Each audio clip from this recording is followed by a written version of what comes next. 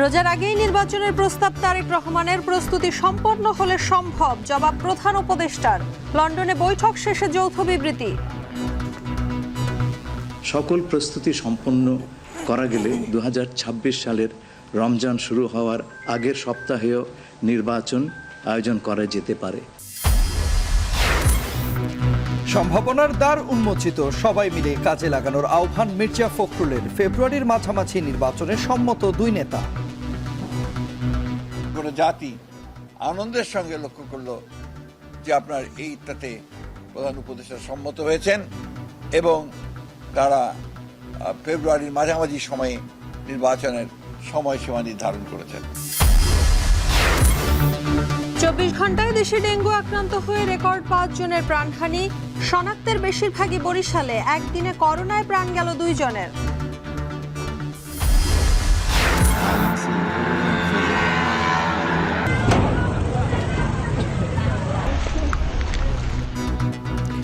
ইরানের সামরিক স্থাপনায় ইসরায়েলের হামলা। IRGCর প্রধান সহ 6 পরমাণু বিজ্ঞানী নিহত। শতাধিক ড্রোন ছুড়ল ইরান। এবং আহমেদাবাদে বিমান দুর্ঘটনায় 265 মরদেহ উদ্ধার। এবার বোমাতঙ্কে থাইল্যান্ডে এয়ার ইন্ডিয়ার ফ্লাইটের জরুরি অবতরণ।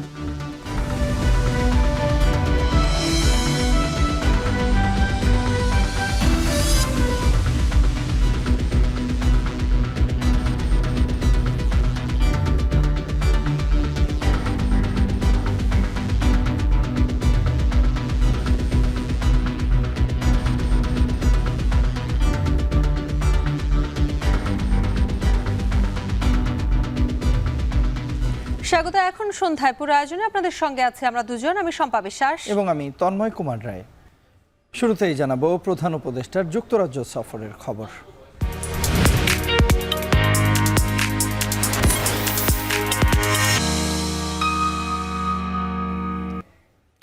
লন্ডনে একান্ত বৈঠকে প্রধান উপদেষ্টার কাছে রোজার আগে নির্বাচনের প্রস্তাব করেছেন তারেক রহমান। এর জবাবে প্রধান উপদেষ্টা বলেছেন, সকল প্রস্তুতি সম্পন্ন হলে রোজার আগেই নির্বাচন করা যেতে পারে। বৈঠক শেষে যৌথ ব্রিফিংয়ে কথা জানিয়েছেন অন্তর্বর্তী সরকারের জাতীয় নিরাপত্তা উপদেষ্টা ডক্টর খলিলুর রহমান। জানান, শিগগিরই নির্বাচনের তারিখ ঘোষণা করবে ইসি। এ সময় আমির খসরু মাহমুদ চৌধুরী বলেন, ঐক্যমত্যের ভিত্তিতেই সংস্কার ও জুলাই সনদ ঘোষণা হবে। বিস্তারিত দেখুন প্রতিবেদনে। রাষ্ট্রের 2 মেরুর 2 কর্তার বহুল কাঙ্ক্ষিত মোলাকাত।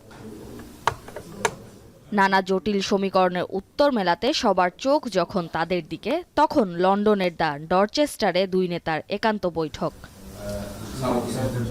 আজকের আবহাওয়াটা ভালো, এমন সরল বার্তা দিয়ে শুরু হয় কথোপকথন। আগামী বছরের রমজানের আগেই জাতীয় নির্বাচনের প্রস্তাব দেয় বিএনপির ভারপ্রাপ্ত চেয়ারম্যান তারেক রহমান। সেই প্রস্তাবে সায় দিয়ে সরকার প্রধান জানান, সকল প্রস্তুতি সম্পন্ন করা গেলে রমজান শুরু হওয়ার আগেই নির্বাচন আয়োজন করা যেতে পারে। যৌথ ব্রিফিংয়ে বিষয়টি নিশ্চিত করেন বিএনপি ও অন্তর্বর্তী সরকারের প্রতিনিধিরা।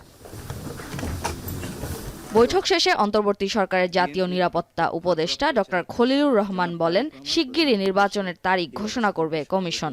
প্রধান উপদেষ্টা বলেন যে তিনি আগামী বছর এপ্রিলের প্রথমার্ধের মধ্যে নির্বাচন অনুষ্ঠানের ঘোষণা দিয়েছেন। সকল প্রস্তুতি সম্পন্ন করা গেলে 2026 সালের রমজান শুরু হওয়ার আগের সপ্তাহেও নির্বাচন আয়োজন করা যেতে পারে। সেক্ষেত্রে সেই সময়ের মধ্যে সংস্কার ও বিচারের বিষয়ে পর্যাপ্ত অগ্রগতি অর্জন করা প্রয়োজন হবে। আর দলের স্থায়ী কমিটির সদস্য আমির খসরু মাহমুদ চৌধুরী বলেন, ঐকমত্যের ভিত্তিতে সংস্কার ও জুলাই সনদ হবে। যে ঐক্যমতের ভিত্তিতে জুলাই সনদ হবে এবং সংস্কারের ব্যাপারে একই উত্তর আমাকে দিতে হয় যে ঐক্যমতের পরিপ্রেক্ষিতে আমরা সংস্কার এবং জুলাই সনদ দুটাই করব। সকলের ঐক্যমতের পরিপ্রেক্ষিতে সেটা সিদ্ধান্ত নেওয়া হবে এবং এটা আমি নিশ্চিত এটা খুব কম সময়ের মধ্যে আমরা সেই সিদ্ধান্ত নিতে পারি। এদিকে লন্ডনে যৌথ ব্রিফিংয়ের পর ঢাকার গুলশান কার্যালয়ে দলের মহাসচিব মির্জা ফখরুল ইসলাম আলমগীর বলেন, ফেব্রুয়ারির মাঝামাঝি সময়ে নির্বাচন আয়োজনে সম্মত হয়েছেন প্রধান উপদেষ্টা। এ সময় সব ভুলে জাতীয় ঐক্যের মাধ্যমে দেশকে পুনর্গঠনের জন্য আহ্বান জানান তিনি। ঘোষণা করা হয়েছে আপনার এপ্রিলে, যেটা প্রধান উপদেষ্টা ঘোষণা করেছেন, সেটা উপযুক্ত সময় নয় বিধায় তাকে পিছিয়ে নিয়ে আসা, এবং সেই ক্ষেত্রে আমরা অত্যন্ত আনন্দের সঙ্গে কোনো জাতি আনন্দের সঙ্গে লক্ষ্য করলো যে আপনার এইটাতে প্রধান উপদেষ্টা সম্মত হয়েছেন এবং তারা ফেব্রুয়ারির মাঝামাঝি সময়ে নির্বাচনের সময়সীমা নির্ধারণ করেছেন। তাজফিহা উখরোজ, এখন, ঢাকা। তন্ময়, লন্ডনে দুই নেতার যে একান্ত বৈঠক হয়েছে এবং সেটি থেকে ধারণা করা হচ্ছে যে নির্বাচনের সময়সীমা এগিয়ে আসার একটি কথা আমরা শুনতে পেয়েছি ইতোমধ্যে, এবং রাজনীতির আকাশে যে একটি কালো মেঘ ছিল সেটি অনেকটা কেটে যাবে বলে আশা করা হচ্ছে। এ নিয়ে আমরা আরও বিস্তারিত জানবো। এই মুহূর্তে আমাদের সঙ্গে আলোচনার জন্য যুক্ত হচ্ছেন রাজনৈতিক বিশ্লেষক দিলারা চৌধুরী। দিলারা চৌধুরী, আপনাকে স্বাগত জানাচ্ছি। একই সঙ্গে আমরা একটু জানতে চাই, লন্ডনে এই প্রধান উপদেষ্টার সঙ্গে তারেক রহমানের যে বৈঠকটি হয়েছে এবং নির্বাচন এগিয়ে আসার একটি ইঙ্গিত আমরা পেয়েছি ইতোমধ্যেই, ফলে এই ইঙ্গিতের মধ্য দিয়ে অন্তর্বর্তী সরকার এবং বিএনপির মধ্যে দূরত্ব ঘুচল কিনা, কি মনে করছেন আপনি?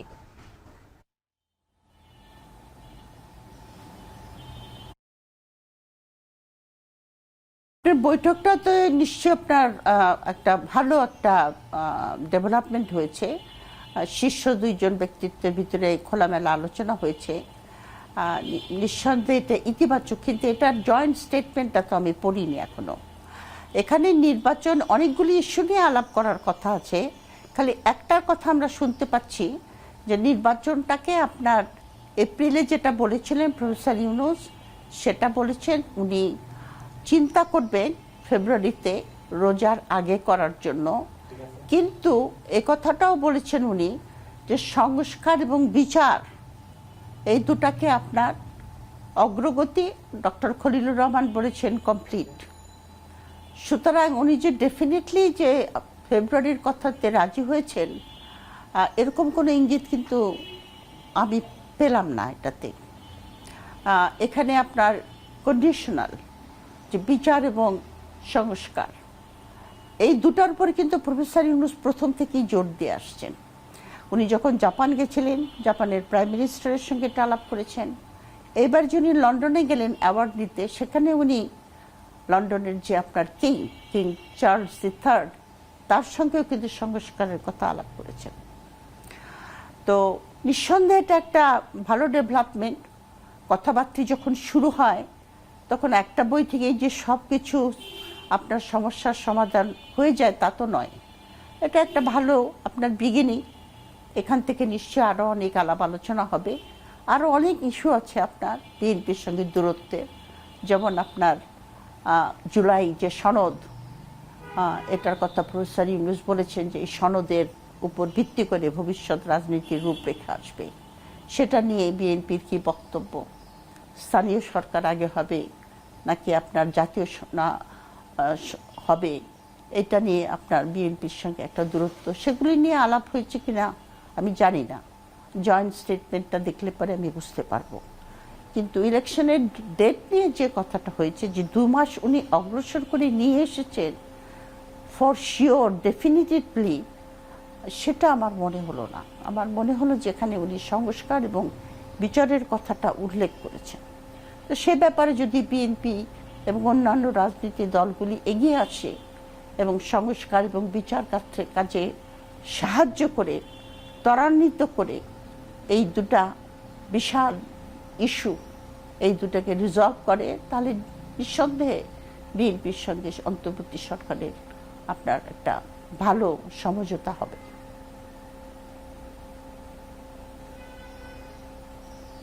আপনি কিছুক্ষণ আগে দূরত্ব নিয়ে কথা বলছিলেন, কি মনে হচ্ছে আজকের যে বৈঠকটি ছিল সেই বৈঠকটি কিন্তু দীর্ঘ প্রতীক্ষার ফলাফল আমরা বলতে পারি? কারণ বেশ কিছুদিন যাবতই শোনা যাচ্ছিল যে তারেক রহমানের সঙ্গে অন্তর্বর্তী সরকারের প্রধান উপদেষ্টা ডক্টর মোহাম্মদ ইউনূসের একটি বৈঠক হতে পারে। আজ সে বৈঠকটি হয়েছে এবং আপনি কিছুক্ষণ আগে দূরত্বের কথাও বলছিলেন। কি মনে হলো যে দূরত্ব কি কিছুটা কমে আসলো কিনা?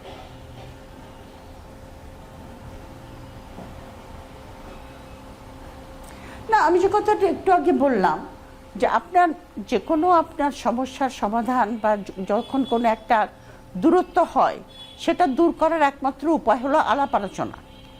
তো সেই দিক থেকে আমি বলবো যে এটা একটা ইতিবাচক পদক্ষেপ। কিন্তু সম্পূর্ণ দূরত্ব যে একেবারে এক বৈঠকেই চলে গেছে তা তো নয়। বিএনপির সঙ্গে অন্তর্বর্তী সরকারের কতগুলি ইস্যু নিয়ে দূরত্ব হয়েছে, সবগুলি নিয়ে আলোচনা করে এটা একটা বিগিনিং। এর পরবর্তীতে নিশ্চয়ই আরও আলাপ আলোচনা হবে এবং যে সমস্ত ইস্যু নিয়ে, যে সমস্ত ব্যাপার নিয়ে দুজনের দুইটা অবস্থান, সেগুলিকে রিজলভ করার চেষ্টা করা হবে। এখানে বেগম জিয়া ইনভলভ হয়েছেন, প্রফেসর ইউনূস, তারও আপনার সদিচ্ছার কোনো অভাব নাই। সুতরাং এই সংকট থেকে বেরোনোর জন্য বিএনপির সঙ্গে প্রধান যে একটা বিরোধী দল, সেটার সঙ্গে যে অন্তর্বর্তী সরকারের দূরত্ব সৃষ্টি হয়েছিল, সেটা দূর করার একটা প্রথম পদক্ষেপ হিসাবে বলা যেতে পারে। কিন্তু পুরোপুরি যে দূরত্ব দূর হয়ে গেছে, এটা এখন too early to make that kind of statement. এবং দিলারা চৌধুরী, একটু জানতে চাই, এই যে সংস্কার নিয়ে বারবার অন্তর্বর্তী সরকার তাদের অবস্থান স্পষ্ট করেছে, সেই সংস্কার নিয়ে বিএনপির সঙ্গে কি ধরনের ঐকমত্যে তারা পৌঁছেছে এবং তার ফলাফলে কি এই নির্বাচন একটু এগিয়ে আসার কথাটি তৈরি হয়েছে কিনা বা সেই পরিস্থিতি সৃষ্টি হলো কিনা?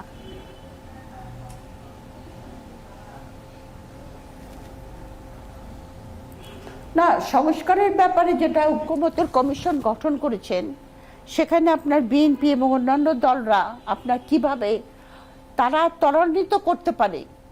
আপনার একটা ভালো নির্বাচন করতে গেলে যে মূল কতগুলি সংস্কারের দরকার হবে, সেগুলির ব্যাপারে অন্তর্বর্তী সরকার এবং দলগুলি, বিশেষ করে প্রধান বিরোধী দল কোন অবস্থানে আছে, এটা নিয়ে তো আমরা কোনো পরিষ্কার চিত্র, আমরা জনগণ সেরকম পিকচার তো আমরা দেখতে পাইনি। কোথায় আছে সংস্কারটা? এই যে আপনার মিটিং হচ্ছে ঐকমত্যের সঙ্গে, তার আউটকামটা কি, কোন কোন জায়গায় তারা কত দূর বাকি আছে, এগুলির ব্যাপারে তো রাজনৈতিক দলগুলো সেরকম কোনো স্টেটমেন্ট দিচ্ছে না। সুতরাং আমরা জানি না সংস্কার যে মূল যেগুলি আপনার 4-5টা আপনার প্রতিষ্ঠানের সংস্কার, সংবিধান সহ আপনার করা প্রয়োজন একটা ইলেকশন করতে। প্রফেসর ইউনূস বলেছেন যে উনি একটা ভালো ইলেকশন করবেন। ভালো ইলেকশন করতে গেলে তো আপনার মূল যে সমস্ত প্রতিষ্ঠানগুলি, সেগুলির সংস্কার প্রয়োজন, সংবিধান সহ। সেটা আমরা কোন অবস্থায় আছি, এটা তো আমাদের কাছে এখনো ধোঁয়াশা, জনগণের কাছে এখনো ধোঁয়াশা। এবং ইলেকশনের ডেটটা কিন্তু নির্ভর করবে সেটার উপরে। সংস্কার এবং বিচার এই দুটো আপনার করার পরেই নির্বাচন হবে। এই ফেব্রুয়ারিতে আসার সময় কিন্তু এই কথাটাই বলা হয়েছে, এখানে কোনো ডেফিনিটিভ ডেট দেওয়া হয় নাই।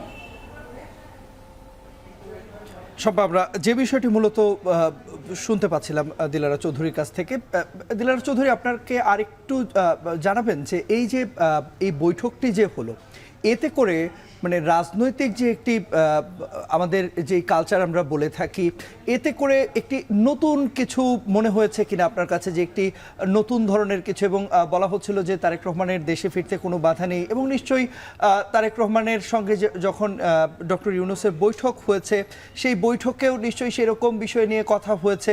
এবং তারেক রহমান যেহেতু বিএনপির ভারপ্রাপ্ত চেয়ারম্যানের দায়িত্বও পালন করছেন, তো সেক্ষেত্রে কি মনে হয় যে রাজনৈতিক যেই কালচারের কথা আমরা বলে থাকি, নতুন কোনো কালচার মনে হয়েছে কিনা এটিকে?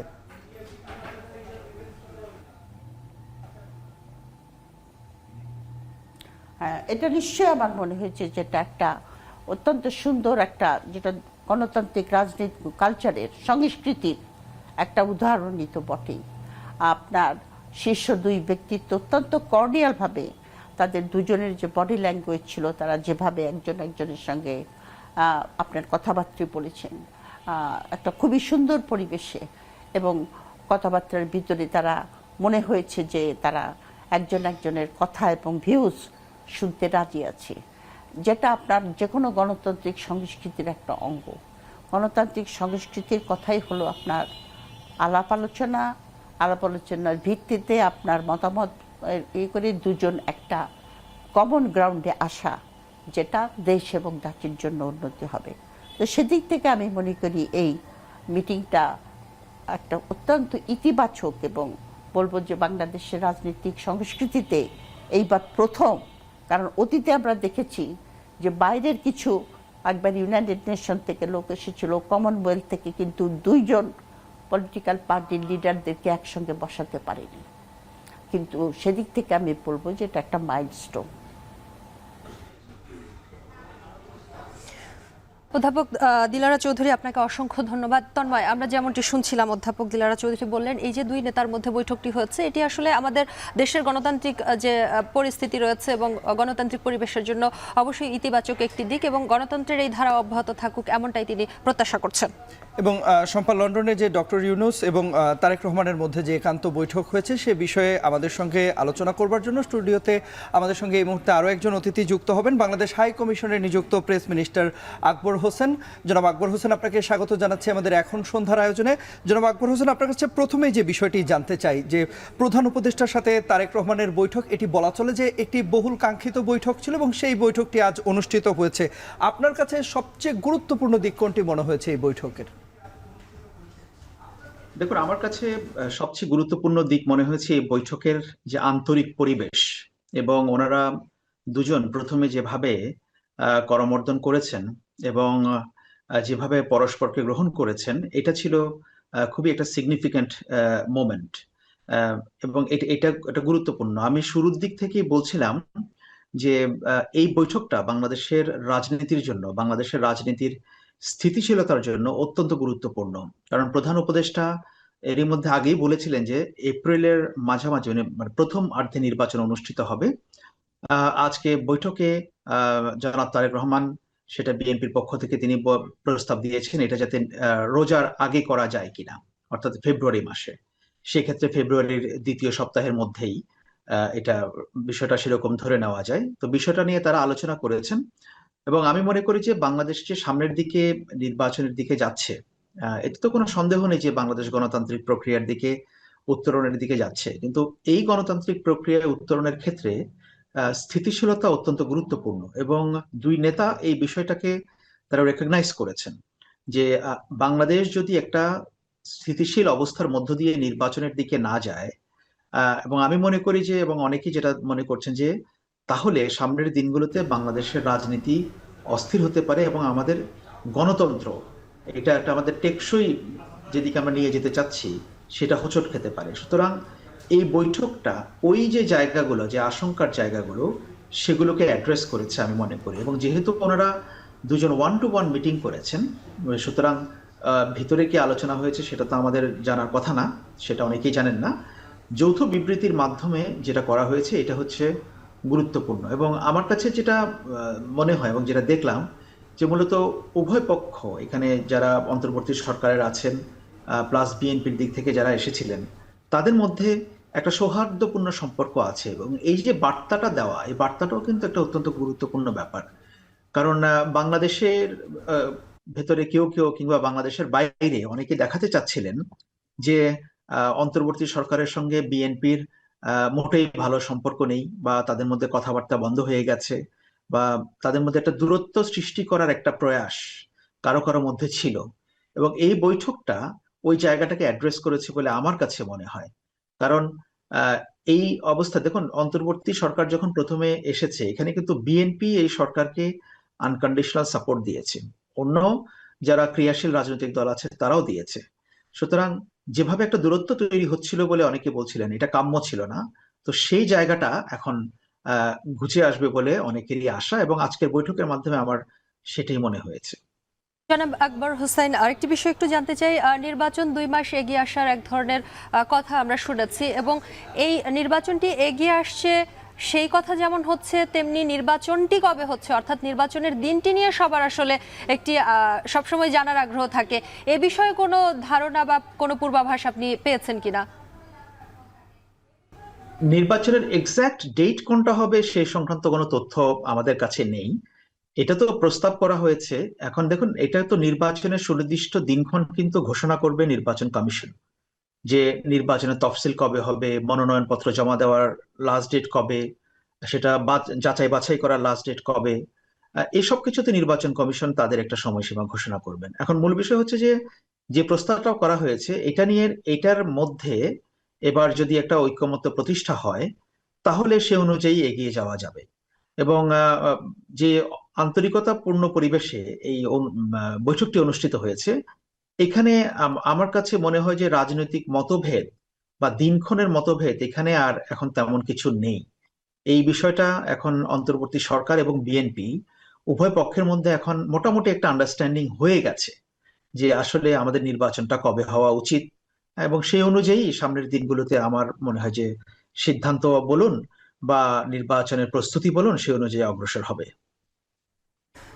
জনাব আকবর হোসেন, আপনাকে অসংখ্য ধন্যবাদ। তন্ময়, আমাদের সঙ্গে যুক্ত ছিলেন জনাব আকবর হোসেন, তিনি বাংলাদেশ হাই কমিশনে নিযুক্ত প্রেস মিনিস্টার, এবং আমরা তার বক্তব্যেও যে বিষয়টি পেয়েছি যে এই দুই নেতার মধ্যে বৈঠকটি হয়েছে এটি আসলে বাংলাদেশের গণতন্ত্রের জন্য একটি ইতিবাচক দিক এবং এই ধারা অব্যাহত থাকবে এমনটাই তিনিও প্রত্যাশা করেন।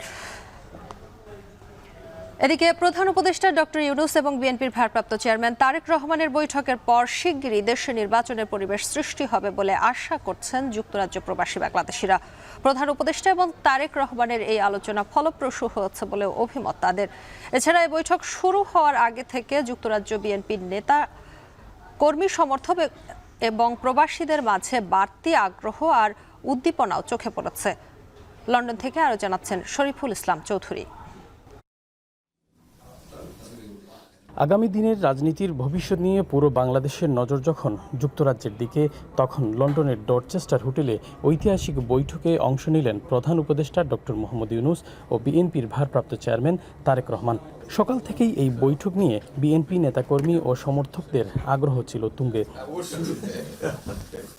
প্রবাসী বাংলাদেশিরা মনে করেন এই বৈঠকের কারণে অন্তর্বর্তী সরকারের সঙ্গে বিএনপির দূরত্ব কমবে, তেমনি শিগগিরই দেশে নির্বাচনের পরিবেশও সৃষ্টি হবে। যখন নির্বাচন করতে হইলে অবশ্যই আপনার অপোজিশনের লগে একটা সমঝোতা দেওয়ার প্রয়োজন আছে। সো আই থিঙ্ক এটা কিন্তু একটা সিগনিফিক্যান্ট মাইলস্টোন। আগামী দিনে যে বাংলাদেশ হবে সেই বাংলাদেশ অ্যান্টি ইন্ডিয়া এবং অ্যান্টি আওয়ামী লীগ বাংলাদেশ। স্থানীয় সময় সকাল 9টা থেকে 10:30 পর্যন্ত চলা 1.5 ঘন্টার এই বৈঠকে আগামী নির্বাচনের বিষয়টি সবচেয়ে প্রাধান্য পেয়েছে। প্রস্তাব করা হয় আগামী রমজানের আগেই নির্বাচন দেয়ার। দিন শেষে বৈঠকটি সফল হওয়ায় উচ্ছ্বাস প্রকাশ করেছেন যুক্তরাজ্য বিএনপির নেতারা। বৈঠক শেষে স্থানীয় সময় সকাল 10:40 হোটেল ত্যাগ করেন তারেক রহমান। গাড়িতে ওঠার আগে হোটেলের সামনের সড়কে দাঁড়িয়ে থাকা নেতাকর্মীদের হাত নেড়ে শুভেচ্ছা জানিয়েছেন তিনি। 2008 সালের 11 সেপ্টেম্বর তারেক রহমান চিকিৎসার জন্য লন্ডন যাওয়ার পর কোনো সরকার প্রধানের সঙ্গে এটিই তার প্রথম একান্ত বৈঠক। শরীফুল ইসলাম চৌধুরী, এখন লন্ডন। ইরানের বিভিন্ন স্থাপনায় ইসরায়েলি বিমান হামলায় এ পর্যন্ত 70 জন নিহত হয়েছেন। ইরানের সংবাদ মাধ্যমের বরাত দিয়ে বিষয়টি নিশ্চিত করেছে আল জাজিরা। ইরানের প্রধান পরমাণু সমৃদ্ধিকরণ কেন্দ্রেও বিমান হামলা করেছে ইসরায়েল। নতুন করে হামলা হয়েছে তাবরিজ শহরের সামরিক স্থাপনায়ও। বৃহস্পতিবার মধ্যরাতে ইসরায়েলের 2 শতাধিক বিমান দিয়ে একযোগে ইরানে হামলা চালানো হয়। এতে ইরানের বিপ্লবী গার্ডের প্রধান হোসেন সালামি ও চিফ অফ স্টাফ মোহাম্মদ বাখেরি নিহত হন। এছাড়া প্রাণ গেছে দেশটির 6 শীর্ষ পরমাণু বিজ্ঞানীর। জবাবে শুক্রবার ইহুদি ভূখণ্ড অভিমুখে 100 ড্রোন ছোড়ে তেহরান, যেগুলোর বেশিরভাগই ভূপাতিত করার দাবি করে তেল আবিব। ইসরায়েলি হামলায় এমন অবস্থা পরবর্তী ঘোষণা না দেয়া পর্যন্ত যুক্তরাষ্ট্রের সঙ্গে পরমাণু আলোচনা স্থগিত করেছে ইরান। ডোনাল্ড ট্রাম্প বলেছেন, পরিস্থিতি আরও ভয়াবহ হওয়ার আগেই ইরানের পরমাণু চুক্তিতে আসা উচিত।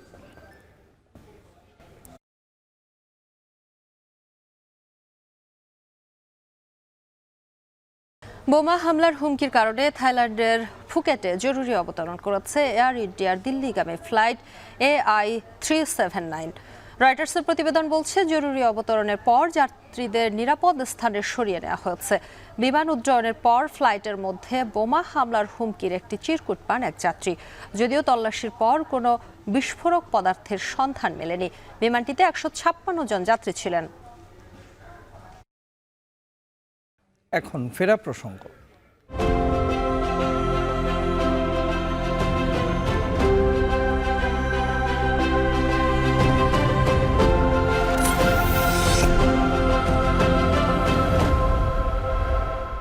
ঈদের লম্বা ছুটি কাটিয়ে এবার কর্মস্থলে ফেরার ব্যস্ততা। রাজধানীমুখী মানুষ এবং কর্মজীবীদের ভিড়ে ব্যস্ত হয়ে উঠেছে লঞ্চ টার্মিনাল এবং নৌবন্দরগুলো। এ বিষয়ে বিস্তারিত জানাতে বরিশাল নদীবন্দর থেকে যুক্ত আছেন সহকর্মী অমিত হাসান।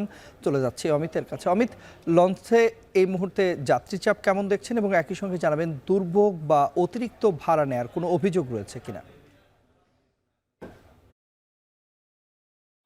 তন্ময়, একটু জানিয়ে রাখি যে পদ্মা সেতু চালুর পর বরিশাল নদী বন্দরে তেমন একটা ভিড় না থাকলেও উৎসবের দিনগুলো কিংবা উৎসবের ছুটির সময় বরিশালের এই নদীর বন্দর কিন্তু যাত্রীদের পদচারণায় মুখরিত হয়ে ওঠে। এবং আজকে যদি বলি যে গত 4-5 দিন থেকেই রাজধানীমুখী হলেও যাত্রীরা আজকে সবচেয়ে বেশি ভিড় লক্ষ্য করা যাচ্ছে বরিশাল নদী বন্দরে। এবং বরিশাল নদী বন্দর থেকে আজকে ঢাকার উদ্দেশ্যে রওনা করছে প্রায় 12টি লঞ্চ এবং ঝালকাঠি থেকেও একটি লঞ্চ কিন্তু বরিশাল নোঙর করে তারপরে কিন্তু ঢাকার উদ্দেশ্যে রওনা দিবে। সব মিলিয়ে 13টি লঞ্চ কিন্তু বরিশাল নদী বন্দর থেকে আজকে ঢাকার উদ্দেশ্যে ছেড়ে যাবে। এবং লঞ্চ কর্তৃপক্ষ বলছেন যে তাদের শতভাগ টিকিট ইতিমধ্যে বিক্রি হয়ে গেছে এবং ডেকের যাত্রীও কিন্তু প্রায় পরিপূর্ণ রয়েছে। এবং অনেক যাত্রী জায়গা না পেয়ে তারা কিন্তু কেবিনের পাশে যে জায়গাগুলো রয়েছে সেখানেও কিন্তু বিছানা পেতে তারা কিন্তু অবস্থান করছেন এবং ঢাকার উদ্দেশ্যে যাচ্ছেন। তারা বলছেন যে এবছর আসলে সড়ক পথে যাত্রীদের চাপ থাকলেও নদীপথেও কিন্তু যাত্রীদের চাপ ভালোই রয়েছে, যার কারণে তাদের জায়গা পেতে কিছুটা বেগ পেতে হচ্ছে। এবং তারা বলছেন যে ভাড়া প্রতি বছর যেরকম 100 টাকা বাড়িয়ে নেওয়া হয় এবছরও সেরকমভাবেই নেওয়া হচ্ছে। ডেকের যাত্রীদের ভাড়া যদি বলি তাহলে 400 টাকা এবং কেবিন আগে 1000 টাকায় বিক্রি হলেও ঈদ উপলক্ষে 1200 টাকা এবং 2400 টাকায় ডাবল কেবিন বিক্রি হচ্ছে। এবং যাত্রীদের আসলে কোনো ধরনের অভিযোগ এখন পর্যন্ত পাওয়া যায়নি, তবে যাত্রীরা আসলে ভিড় যে পরিমাণ হয়েছে তাতে কিছুটা ভোগান্তিতে পড়ছে, জায়গা সংকুলান হচ্ছে না লঞ্চগুলোতে। এবং 12টি লঞ্চেই দেখা যাচ্ছে যে যাত্রীরা আসলে প্রচুর পরিমাণ যাত্রী রয়েছে। এবং নদী বন্দরে আমরা বিকেল থেকেই দেখেছি যাত্রীদের উপস্থিতি, তারা বিকেল থেকেই কিন্তু লঞ্চগুলোতে ভিড় করছেন। এবং ডেকের যাত্রীরা বিশেষ করে দুপুর থেকেই কিন্তু তারা এই যে লঞ্চের ডেকে অবস্থান নিয়েছেন এবং যারা কেবিনের যাত্রী রয়েছেন তারা কিন্তু এখনও আসছেন এবং লঞ্চগুলোতে তাদের অবস্থান কিংবা তাদের টিকিটগুলো বুঝে নিচ্ছেন এবং যাত্রা করছেন ঢাকার উদ্দেশ্যে। এবং তারা বলছেন যে ঈদের ছুটি শেষে তারা কর্মস্থলে ফেরার জন্যই নদী বন্দরে ভিড় করছেন এবং লঞ্চগুলোতে চড়ে আসলে ঢাকার উদ্দেশ্যে রওনা দিচ্ছেন। এই ছিল আমার কাছে বরিশাল থেকে সর্বশেষ। একদিনে দেশে চলতি মৌসুমে ডেঙ্গু আক্রান্ত হয়ে সর্বোচ্চ 5 জন এবং কোভিডে 2 জনের মৃত্যু হয়েছে। স্বাস্থ্য অধিদপ্তর থেকে দেয়া নিয়মিত সংবাদ বিজ্ঞপ্তিতে এই তথ্য জানানো হয়। ডেঙ্গুতে মারা যাওয়া 5 জনের 4 জনই বরিশাল বিভাগের ও 1 জন ঢাকা দক্ষিণ সিটি কর্পোরেশনের। চলতি বছরে ডেঙ্গুতে 28 জনের মৃত্যু হলেও একদিনে সর্বোচ্চ ঘটনা এটিই প্রথম। একই সঙ্গে ডেঙ্গুতে আক্রান্ত হয়েছেন 159 জন, যাদের 124 জনই বরিশাল অঞ্চলের। পাশাপাশি চলতি বছর একদিনে 2 জন তথা সবচেয়ে মৃত্যু হয়েছে কোভিডে। এর আগে 5 জুন চলতি বছরে কোভিডে প্রথম 1 জনের মৃত্যু হয় বাংলাদেশে। ডেঙ্গু ও কোভিডে প্রাণহানি বাড়তে শুরু করলেও মানুষের মধ্যে সচেতনতা মোটেও দেখা যাচ্ছে না। তবে কোভিডে প্রাণহানির পর সরকারি হাসপাতাল ডেডিকেটেড শয্যা প্রস্তুত করেছে। শনাক্ত কিট সরবরাহ সহ নানামুখী পদক্ষেপ নিয়েছে স্বাস্থ্য বিভাগ। টিকা সুরক্ষা দিলেও তা গ্রহণে ন্যূনতম আগ্রহ মানুষের মধ্যে নেই বলে লক্ষ্য করা গেছে। কয়েকদিন ধরে দেশের বিভিন্ন জেলায় মাঝারি থেকে তীব্র তাপপ্রবাহ বয়ে যাচ্ছে। অতিষ্ঠ হয়ে উঠেছে জনজীবন। গরমের তীব্রতায় হাসপাস অবস্থা সবার। ছুটির মধ্যে জীবিকার তাগিদে অথবা প্রয়োজনে যারা বের হচ্ছেন তাদের পড়তে হচ্ছে তীব্র রোদে। বিস্তারিত প্রতিবেদনে। জ্যৈষ্ঠর খরতাপে তাপমাত্রার পারদ বাড়ছে। কয়েকদিন ধরেই সূর্যের প্রখরতায় ঝলসে উঠেছে পরিবেশ।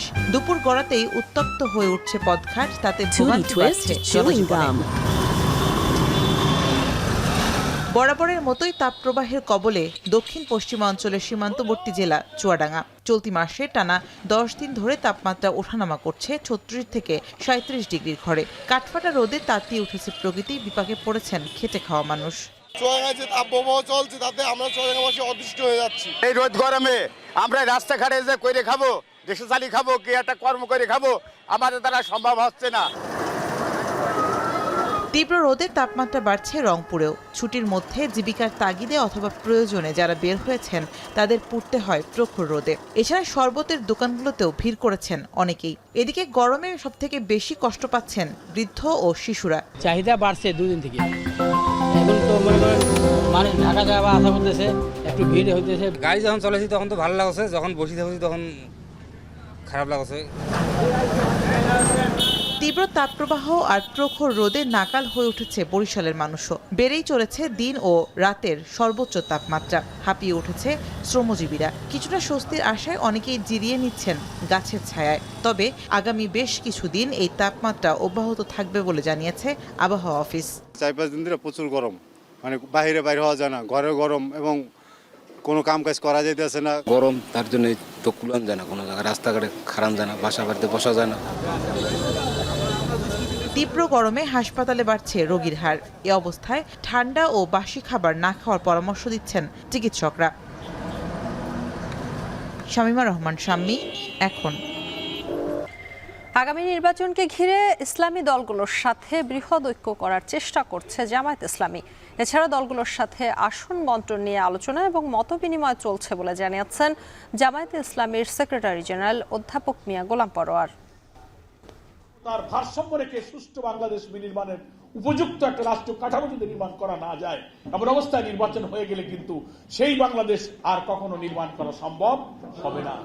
একটা নিরপেক্ষ অন্তর্বর্তীকালীন সরকারের পক্ষেই কিন্তু দলীয় প্রভাবমুক্ত হয়ে রাষ্ট্রের সাংবিধানিক কাঠামোটাকে কোন দলের স্বার্থের দিকে না তাকিয়ে নিউট্রালি একটা কাঠামোগত পুনর্বিন্যাস করা সম্ভব একটা অন্তর্বর্তীকালীন নির্দলীয় সরকারের পক্ষে। ঈদের পর রাজধানীর কাঁচা বাজারে এখনও জমে ওঠেনি বেচাকেনা। ঈদের পর প্রথম শুক্রবার কাঁচা বাজারে ক্রেতাদের উপস্থিতি ছিল কম, পুরোপুরি স্বাভাবিক হয়নি পণ্য সরবরাহ। তবে বাজারে স্থিতিশীল রয়েছে সবজির দাম। কয়েকটি বাদে বেশিরভাগ সবজি পাওয়া যাচ্ছে 25 থেকে 50 টাকার মধ্যে। কমতির দিকে রয়েছে মুরগি এবং ডিমের দামও। প্রতি কেজি ব্রয়লার মুরগি 150 থেকে 155 ও সোনালী মুরগি বিক্রি হচ্ছে কেজি প্রতি 240 থেকে 250 টাকায়। এছাড়া প্রতি ডজন ফার্মের ডিম কেনা যাচ্ছে 120 থেকে 125 টাকায়। তবে কিছুটা ঊর্ধ্বমুখী মাছের বাজার। বেশি দামে বিক্রি হচ্ছে রুই, কাতল, পাঙ্গাস, তেলাপিয়া সহ প্রায় সব ধরনের মাছ। অপরিবর্তিত রয়েছে গরু ও খাসির মাংসের দাম। শ্রীলঙ্কার বিপক্ষে দেশ ছাড়ার আগে 1 বছরের জন্য ওয়ানডে দলের অধিনায়কের দায়িত্ব পেয়েছেন মেহেদী হাসান মিরাজ। খারাপ সময়ে দায়িত্ব নিয়ে জানালেন বিশ্বকাপের আগে দলকে ভালো অবস্থানে নিয়ে যেতে প্রস্তুত তিনি। তার প্রথম অ্যাসাইনমেন্ট শ্রীলঙ্কায় সিরিজ জয়ের লক্ষ্যেই যাচ্ছে তারা। এদিকে নাজমুল হোসেন শান্তর হঠাৎ অধিনায়কত্ব হারানো দলে নেতিবাচক প্রভাব ফেলবে না বলে নিশ্চয়তা দিলেন নতুন এই অধিনায়ক। আর জানাচ্ছেন ওয়াসিউল হক পান্থ। ঘোর অমানিসা যখন দেশের ক্রিকেট পাড়ায়, সেই সময় আরও একটি চমকপ্রদ সিদ্ধান্ত ক্রিকেট বোর্ডের। শ্রীলঙ্কা সফরের আগের রাতে মেহেদী হাসান মিরাজকে দেয়া হয়েছে ওয়ানডে ফরম্যাটের দায়িত্ব। বয়সভিত্তিক পর্যায় থেকে শুরু করে ঘরোয়া ক্রিকেট সবখানেই নিয়মিত নেতৃত্ব দিয়েছেন মিরাজ। তবে আনুষ্ঠানিকভাবে জাতীয় দলের নেতৃত্ব পেতে অপেক্ষা করতে হলো প্রায় 9 বছর। তাও এমন এক সময় যখন প্রিয় ফরম্যাট ওয়ানডেতেও ঢুকছে তারা। বেশি লং টাইম থাকলে তো ভীষণটা ভালো থাকে, যেহেতু ওডিআই সামনে ওয়ার্ল্ড কাপ। আর এটা সম্পূর্ণ একটা বোর্ডে তারা কিভাবে চিন্তা করছে, যেহেতু হয়তো টিমটা একটু মনে করেন এখন আমরা একটু স্ট্রাগল করছি ওডিআইতে, হয়তো চিন্তা করছে যে না একটা বছর আমরা একটা জায়গায় দাঁড় করাই ওডিআই টিমটাকে। সো তারপরে হয়তো আমাদের নেক্সট স্টেপ বা প্ল্যানিংটা তারা এই জিনিসটা জানাতে পারবে যে জিনিসটা কিভাবে করবে। হঠাৎ শান্তর অপসারণে ক্রিকেট মহলে ফিসফাস। আবারও কি ড্রেসিং রুমে তৈরি হবে গুমট পরিবেশ? দেখেন, শান্ত আর আমি তো ছোটবেলা থেকে একসাথেই ক্রিকেট খেলেছি, আন্ডার 15 থেকে আমরা একসাথে আছি। তা আমাদের কাছে যে জিনিসটা মনে হয় যে ক্যাপ্টেন ডাজেন্ট ম্যাটার, দিন শেষে আমরা দেশের হয়ে ক্রিকেট খেলি। এবং হয়তো মনে করেন যে শান্ত আর আমার ভিতরে এই জিনিসগুলো কখনই কাজ করবে না। ও যখন ক্যাপ্টেন্সি করেছে আমি ওকে অনেক হেল্প করেছি এবং আশা করি যে ও আমাকে অনেক হেল্প করবে। এবং ওর সাথে আমার এই কথাই হয়েছে যে আমাকে একটা কথাই বলেছে, ক্যাপ্টেন্সি এটা মানে আমিও কখনো কোনো কিছু ফিল করিনি। আশা করি যে এটা আমার ভিতরে এই জিনিসটা আসবে না। আমরা একত্রে আমরা কাজ করব বাংলাদেশের হয়ে এবং আমরা বাংলাদেশকে একটা ভালো জায়গায় দাঁড় করাতে চাই। সর্বশেষ চ্যাম্পিয়ন্স ট্রফির পর এবারই প্রথম ওয়ানডে সংস্করণ খেলতে নামছে বাংলাদেশ। আর শ্রীলঙ্কাতেই জয় দিয়ে শুরু করতে চান মিরাজ। অবশ্যই লক্ষ্য থাকবে সিরিজ জেতা ফার্স্টে। এবং যেহেতু আমরা ওডিআইতে অনেক দিন পর খেলছি এবং ফার্স্ট ম্যাচটা আমাদের জন্য অনেক ইম্পর্টেন্ট। আর যেহেতু আপনি দেখেন যে গত বছর আমরা বেশি ওডিআই ম্যাচ খেলিনি, সো আমাদের জন্য এটা একটা চ্যালেঞ্জ। পূর্ণাঙ্গ সিরিজ খেলতে বৃহস্পতি ও শুক্রবার 2 ভাগে দেশ ছেড়েছে টাইগাররা। 17 জুন গলে মাঠে গড়াবে প্রথম টেস্ট। 3 ম্যাচের ওয়ানডে সিরিজ শুরু 2 জুলাই। ওয়াসিউল হক পান্থ, এখন, ঢাকা। এরই মধ্য দিয়ে চলে এলাম এখন সন্ধ্যার একেবারে শেষ প্রান্তে। তবে যাবার আগে শিরোনামগুলো জানিয়ে দিব আরো একবার। রোজার আগেই নির্বাচনের প্রস্তাব তারেক রহমানের। প্রস্তুতি সম্পন্ন হলে সম্ভব, জবাব প্রধান উপদেষ্টা। লন্ডনে যৌথ বিবৃতি। সকল প্রস্তুতি সম্পন্ন করা গেলে 2026 সালের রমজান শুরু হওয়ার আগের সপ্তাহেও নির্বাচন আয়োজন করা যেতে পারে। ফেব্রুয়ারির মাঝামাঝি নির্বাচনে সম্মত সরকার, বললেন মির্জা ফখরুল। নতুন সম্ভাবনাকে কাজে লাগিয়ে ঐক্যের আহ্বান। কোনো জাতি আনন্দের সঙ্গে লক্ষ্য করলো যে আপনার এইটাতে প্রধান উপদেষ্টা সম্মত হয়েছেন এবং তারা ফেব্রুয়ারির মাঝামাঝি সময়ে নির্বাচনের সময়সীমা নির্ধারণ করেছেন। ডেঙ্গুতে রেকর্ড 5 জনের প্রাণহানি, আক্রান্তের 159 জনের বেশিরভাগই বরিশালের। করোনা ভাইরাসে প্রাণ গেল 2 জনের।